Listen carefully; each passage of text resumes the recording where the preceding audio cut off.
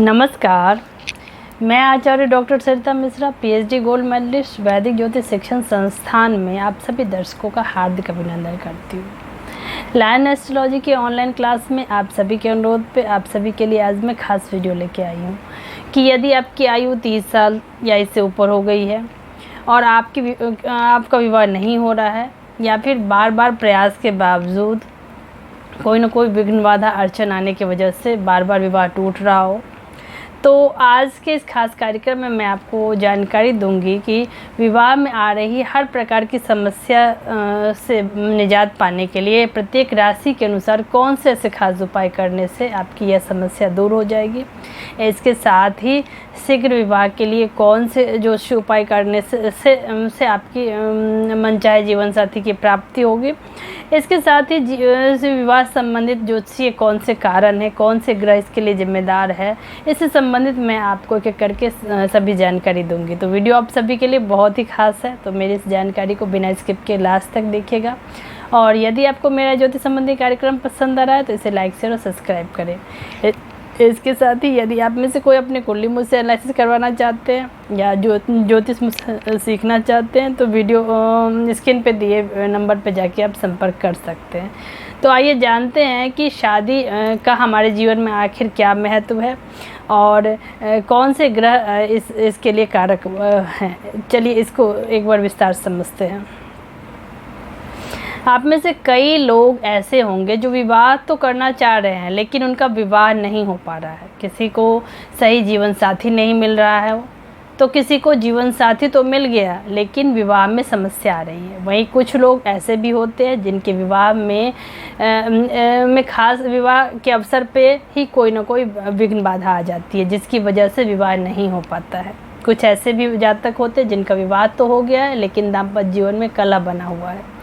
जितने प्रकार के लोग उतनी प्रकार की समस्याएं, लेकिन हर समस्या अपने साथ कोई न कोई समाधान लेके अवश्य आती है, बशर्ते उन्हें पहचान के सही समय पर समस्या से छुटकारा पा लिया जाए।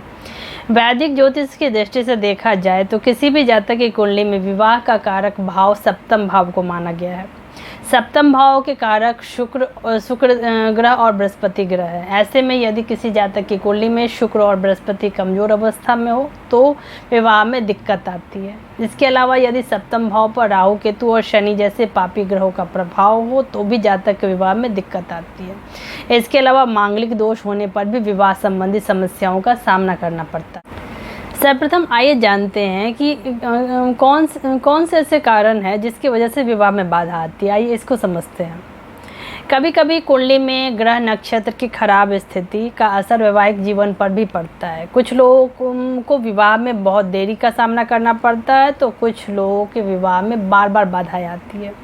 कुछ लोगों की कुंडली में दोष की वजह से शादी के बाद कई प्रकार की परेशानियों से जूझना पड़ता है। कुछ लोगों की कुंडलियों में ऐसे योग होते हैं जिसकी वजह से विवाह में समस्याएं आते हैं। अगर जन्म कुंडली में पहले, चौथे, सातवें, आठवें और 12वें भाव में मंगल स्थित हो तब जन्म कुंडली में मांगलिक दोष का निर्माण होता है और विवाह में विलंब होना का एक यह सामान्य कारण है। वहीं पे अगर जन्म कुंडली के 7वें भाव में चंद्रमा स्थित हो तब भी विवाह होने में या विवाह होने के बाद समस्या उत्पन्न होती है। इसके अलावा जन्म कुंडली में अगर 7वें भाव में बृहस्पति ग्रह की स्थिति हो तब भी विवाह में विलंब होता है। साथ ही जन्म कुंडली में 7वें भाव में स्थित शुक्र के कारण भी वैवाहिक समस्या उत्पन्न होती है। यदि 7वें भाव में शनि नीच राशि में या वक्री होकर स्थित हो या सिंह राशि में स्थित हो या 7वें भाव में स्थित सूर्य अगर अपनी नीच राशि में कुंभ राशि, मकर राशि में स्थित हो तब यह स्थिति भी विवाह में विलंब का कारण बनती है। अब आइए हम जानते हैं कि प्रत्येक राशि के अनुसार कौन से खास उपाय करने से आपके विवाह में आ रही हर प्रकार की बाधा दूर होगी, शीघ्र विवाह के योग बनेंगे।